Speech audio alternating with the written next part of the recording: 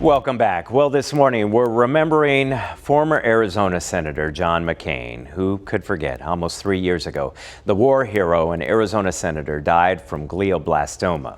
Now the Senate is expected or passed a resolution yesterday called the Bipartisan Glioblastoma Awareness Resolution. So Senator Mark Kelly is joining us live this morning. And Senator, this one hits especially close home to you because not only did you help introduce this resolution, but Senator McCain was a friend. So what does it do? Well, a friend and a hero of mine from my earliest days in the Navy. And glioblastoma, it's complex cancer, and it takes the lives of 10,000 Americans every single year.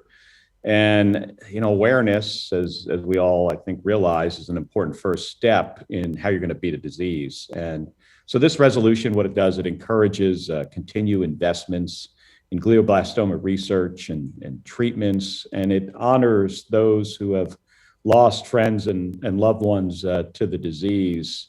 I mean, this is a disease that took not only John McCain, but Bo Biden. One of my astronaut classmates, Frank Caldero, died of glioblastoma as well when I served at NASA with him. And it is, it's just brutal, and we've got to work harder to find a cure. Well, we thank you very much for passing that resolution. We know that it is a very aggressive form of cancer, and typically those who are infected go pretty quickly. I want to switch gears and talk about this audit happening here in Arizona in Maricopa County. Have you been following very closely? What are your thoughts, not only about what's going on, how this is being handled, but audits and elections beyond when the audit is complete? Well, yeah, we'll see when it's complete.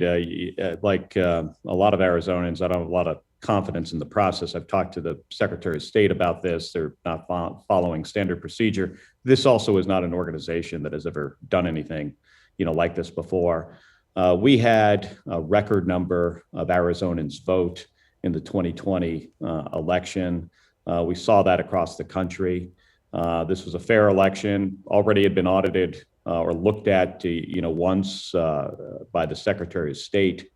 And we've got a lot of serious issues that the legislature needs to be focused on, right now. And this clearly is not one of them. I have to ask you about the governor signing a bill just a few days ago, and this purges folks from the early voting list if they don't vote frequently. Many people are now calling on you and Senator Sinema to get involved here and intervene. Will you intervene, and what are your thoughts on this measure being passed? Well, my thoughts, as you outline it pretty well. I mean, this disenfranchises folks that don't vote regularly, and that's not fair. As a Navy veteran, as a senator, I took an oath to uphold the Constitution and to represent all Arizonans, whether they voted for me or not, or whether they vote frequently or not. And I'm concerned anytime there is an attempt to make it harder for Arizonans to participate in our democratic process. And, like I said, this was last year was a secure election, record number of individuals voted. And because of things like this is one of the reasons why I've co-sponsored S1 to, strengthen our voting rights, also to get the influence of special interests and dark money out of politics. It's something Senator John McCain worked on, and it's something we really need to finish. I want to focus on the immigration crisis at the border. A few weeks ago when we spoke last, you had sent a letter to the Biden administration calling on them to reimburse the state of Arizona for sending National Guard troops. Did you ever hear back from them? And what's being done right now to curb what's going on at the border? We just heard recently this last month, in the month of April, 178,000 immigrants actually crossed the border.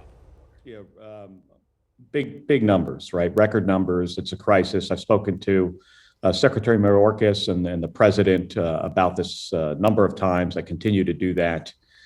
We've got a commitment here for additional Homeland Security personnel that are going to come from other parts of the country to Arizona to assist. 145 in Yuma.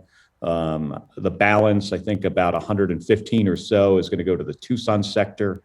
And these agents are going to be able to help and assist with the processing and transportation of migrants to allow the Border Patrol agents that are currently doing these more administrative duties to get out in the field and provide that border security we need. In my view, border security is national security. We need better technology at the border. We need staffing, and this is a good start. So I'm going to continue, as I think Javier, I'm going to continue to press the administration to provide the staffing and the resources necessary to make sure we can have an orderly and secure process, and that this doesn't fall on the shoulders of Arizona communities. Washington has failed the state of Arizona and other border states on this issue for far too long. It needs to end. Well, we always appreciate your time. We thank you for taking some time this morning, and kudos on passing of the glioblastoma resolution. Well, thank you for having me on, Javier. It's always great speaking with you. All right. Talk to you soon. Thank you, Senator.